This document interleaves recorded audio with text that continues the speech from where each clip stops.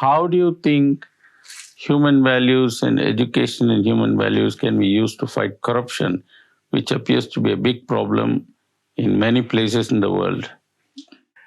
Yes, first of all, I see two types of corruption. Two types? The first is material corruption, where people are corrupted, where they are paid money to do things, where they siphon monies that are meant for the poor. They use that money for their own advantage. Material corruption. But to me, there is another kind of corruption. That is this corruption of the spirit of man. And I'll give examples of this one in particular in relation to Africa, for example. I think material corruption, we all know that this goes on. It is a global phenomenon. It is global. And it's difficult to get rid of. But if we have the right leaders will go a long way in ensuring that material corruption is reduced, if not eliminated. It all boils down on leadership at all levels, not just political levels, family level, home level, workplace level, etc. But the corruption to me that is more dangerous is the corruption of the spirit. Does the corruption of the spirit in any way promote corruption, material corruption? Yes, corruption of the spirit can promote material corruption. Okay, what do you mean by corruption of spirit? You are going to give an example. Yes, I'm going to give an example. I think corruption of the spirit is more dangerous than material, than taking $1 million, for example. Corruption of the spirit where you make people feel and believe that they are inferior because of your power, because of your wealth, because of your intelligence, etc. You make people feel they are inferior. You alienate them from their culture. You make people feel that if they don't do as you do, if they don't imitate you, they are not good. Like Macaulay's Minute. You remember Macaulay's Minute in India, for example? That was the worst kind of corruption, but where he did not succeed, where he wanted Indians to be, I think to think like English people, etc., but to behave like Indians, but to think like English people. Now, for us, when you turn the minds of people from their way of life, from their culture, you make them turn away from their culture. You make them believe that what they are doing is wrong. Like, for example, the missionaries did in Africa, going to the British Museum and reading some of their writings where they said that the African had no conception of God, that the African worshipped wood and stone, whereas they were not worshipping wood and stone. The wood or the stone was just a channel, a means to reach God. And so therefore they call them pagans. They call the African pagans, to the extent that the Africans abandoned all their ways of thinking and began to follow them. I became a Catholic, and I was surprised to find myself falling and kneeling before the statue of Mary, for example, reciting the rosary, worshiping the dead, because the saints, who are the saints? The saints are dead people, you see. But I am told to worship them, to revere them, to honor them. There are All Saints' days. But I'm told to forget my dead ancestors. That to me is a classic example of corrupting the minds of the people, corrupting their spirits, and turning them away from what they are, from what they should be, and letting them follow just what you are doing. This is cultural aggrandizement. Cultural alienation, and which is one of the biggest problems in Africa today. In what way? Well, for example, people turn away from their cultures, from their ways of doing things. For example, we never had street kids in Africa. A child belongs to the community. If the father died or the mother died or both parents died, somebody in the community will take that child. But today, well, what happens? The mother dies, the father dies, the child belongs to the couple, not to the community. So old age abandoned. Yes, old age people. There were no homes for old people in Africa. Old people were looked after by their children. But today, people in Africa are following Western examples of putting old people into homes. I personally feel that kind of corruption, where you corrupt the minds of the people, really is far more dangerous than material corruption. So, if I can paraphrase you, what you're saying is there is a disruption of society caused by material corruption. Yes. Because society gets degraded. Yes. It gets equally degraded when values are eroded. When values are eroded. Cultural values are eroded. Yeah. And this is more harmful than even material corruption. Than material corruption, yeah. So, can human values fight both these problems? Yes, human values can fight both these problems. Do people recognize the need for this? People are beginning to recognize the need for this.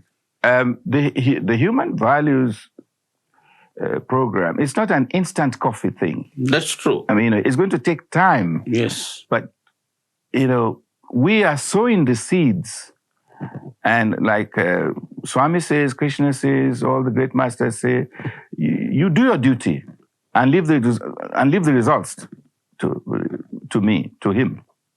So our job really is to spread this message. How exactly are you spreading the message? Well, for example, human values across the school curriculum. Let us say the school curriculum, for example. Mm-hmm.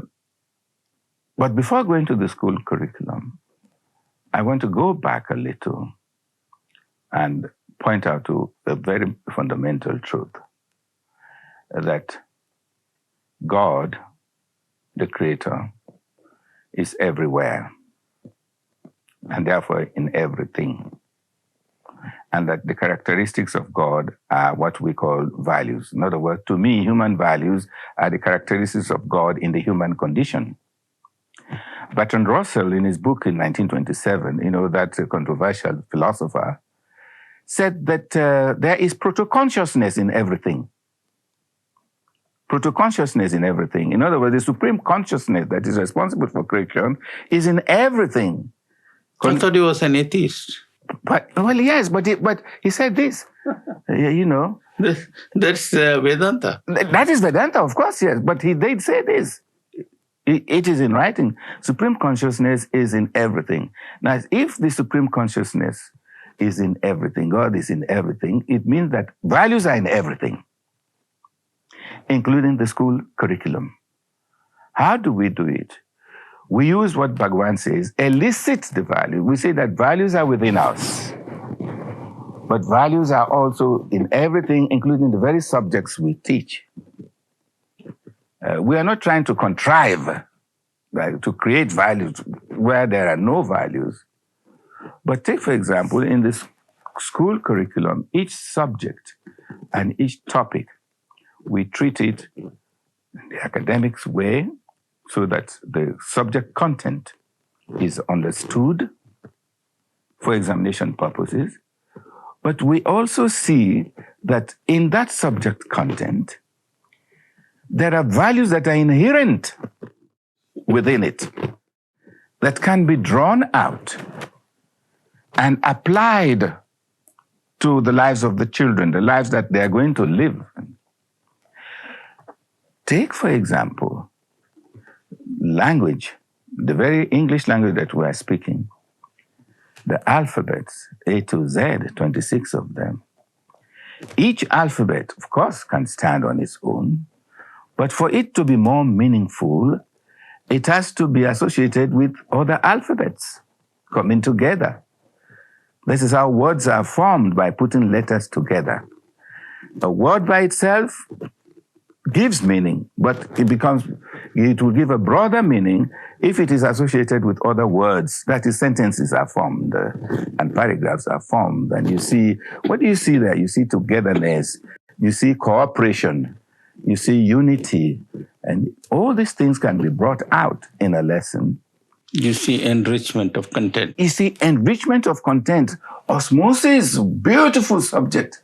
How plants take their food, the roots. It's very difficult to find a root that is straight. They are always twisted. Why? Because in their search for water, they come across obstacles. Rocks, maybe clay, maybe sand, but they don't stop, they don't give up. You see, they find alternative ways. They are in search of performing their duties. And so when they find the water, they don't keep it to themselves, they share it. So when you're teaching osmosis, you give the scientific explanation. The students will go to the laboratory and prove that osmosis actually takes place, but there are lessons to be learned. So in this way, what is happening is that whereas in the past, the classroom is separate from what happens out there, the Human Values Program brings the classroom and what happens out there together. Are you having any teacher training program whereby other teachers are getting exposed to this? Oh yes, of course we do. We do. You do this in your institute? Yes. Tell us a little bit about that. This is part of the work of the institute. We call it the African Institute of Sathya's Higher Education. This came about after the All Africa Conference held in April 1999 in Durban, when Brother Indulasha was there, when a resolution was taken that an African institute should be set up in Africa to propagate the message of the human values, to train teachers, to carry out research and develop the program further. And Ndola was chosen because there was already Sathya High School. Because to have a successful institute of this nature, you need a school. You see, the school becomes the child, the institute mothers the school. So that's how it was set up. And we have been running it since 2000 to now, giving diplomas, that is to teachers who come and do the course. It's a part-time study, usually Fridays and Saturdays throughout the year. And at the end of it, of course, they make presentations, because they also take examinations, and we observe them. Where do these participants come from? They come from government schools. All over Zambia? Not all over Zambia. In our case, in Ndola, because there are many, many schools there in Ndola. But they also come from non-teachers, for example. Oh, yes, devotees, for example. Devotees also take the course. Because there are many devotees who went to school, who went to colleges. And they want to know about this program because it also applies to them. Mothers come to take it because it's also good for them so that they can help their children. Become better parents? Yes. The parents too come. It's a universal So far, how many people have you trained? Well, I think it's about 350. About 350 teachers. Is the government taking any notice? Well, this is the problem. The government takes notice in the sense that they grant us a license because they feel that the program is good. But if by taking notice, we mean that does the government recognize this to be a marketable diploma? The answer is no. The students love the program, the government believes in the program, but the students cannot use the diploma to get jobs. They cannot market it. And this is the problem we're facing right now, throughout the world. And this is why we are changing now as a result of we have been deliberating at Prasanthi Nilayam over the past few days how to bring about changes instead of having short courses, sometimes 3 months, 6 months. Why don't we make it 2 years? Or why don't we align ourselves with the mainstream education in the country where we're operating?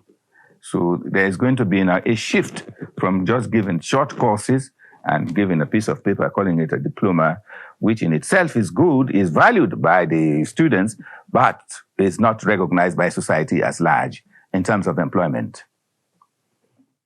I would like to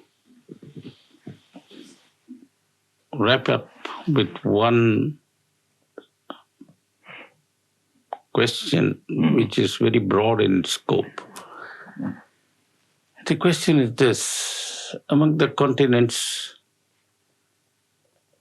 Africa has more than its fair share of problems, whether you look at Darfur or Rwanda or whatever it is. There are problems due to historical and other factors.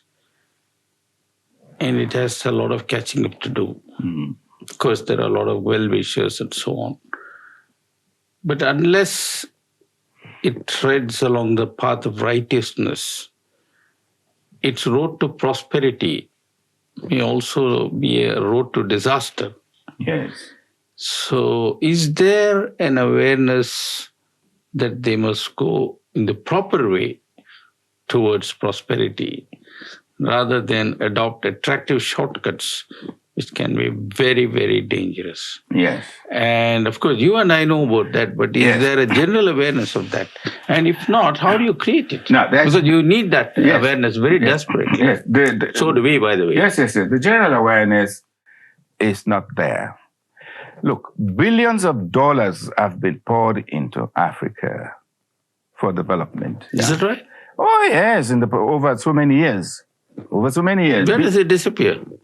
Disappear? Well, the roads are there. Uh-huh. Africa has better roads than before independence. They have more universities, more schools, more hospitals, better standard of living, that is to say, measured in terms of the goods and service. There are more goods, there are more services in Africa today. So the standard of living is high. But all these things, all these dollars cannot bring prosperity to Africa.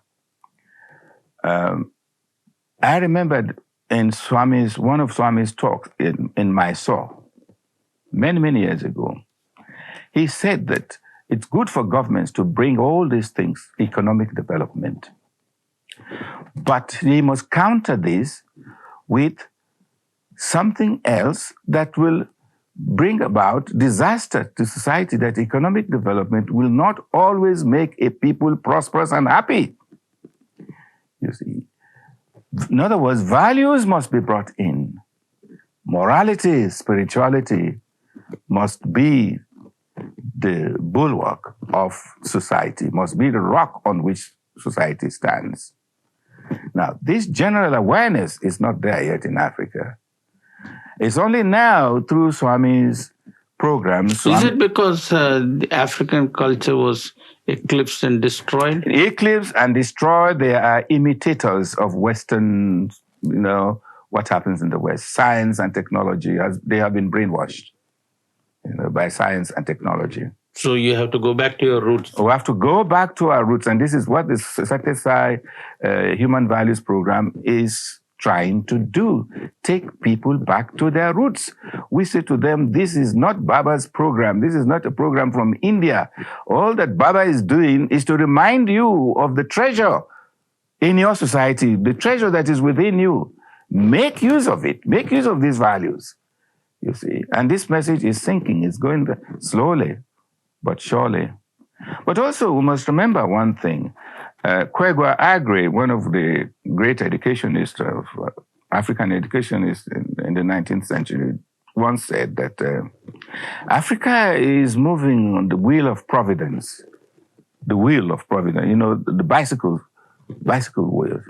Only a few spokes come up at a time, you see. And he predicted that one day the African spoke will come right up at the top. In other words, is this not the theory of evolution where the history of nations, not all nations will come to the top at the same time? There has to be a gradual process. Africa will come to that stage. Probably not now, but the beginning has begun through Bhagavan Sri Sathya Sai Baba's descent on earth and through his embracing us, and we are so proud of him that the only continent he ever visited was Africa. This is for a very good reason.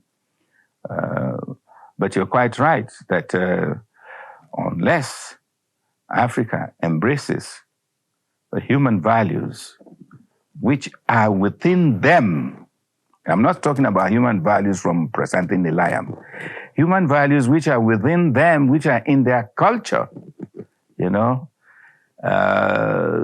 the road is really very, very hard, and whether prosperity will ever come or not, it will be very, very doubtful. So the success to African development, really spiritual and moral development, which to me is more important than economic development. Of course, if spiritual and moral development are there, these two, plus economic development, the better. So unless we embrace spiritual and moral development, transformation of ourselves, of our attitudes, curbing our senses, our desires, controlling ourselves, then we will be in trouble, really. I agree with you, because it is spiritual development alone that will give you contentment. That will give us Otherwise, contentment, you will be always economically underdeveloped because you have more and more desires. More and more desires. Because economics says that what? Human desires as what? Insatiable. Absolutely. You can't satisfy them. The more you have money, the more you have houses, the more you want, the more you want, the more. But spiritual contentment, really. Yes, I agree with you. I think we must go from this desire-based economics to contentment-based economics. Yes. Which is what Gandhi was talking about. That's right. But I think we can discuss that some other time. Right. But for now, I would like to say, though I was silent, I was all the time inspired by the way you talked, and I was just astonished by the powerhouse of energy. It was all coming out. You were so live, active, and vocal. Well, and full of conviction. I think you need to go out all over the world and talk with this conviction about human value. This is why Swami has given me back my life. A month ago, I was helpless. Yes. Yeah, I saw you come very... yes, the doctor... Yeah. Why don't you tell us, wrap it up by having the last word describing how Swami gave you back your life? Well, I've not been keeping well, and the doctors out there said that I had a heart attack.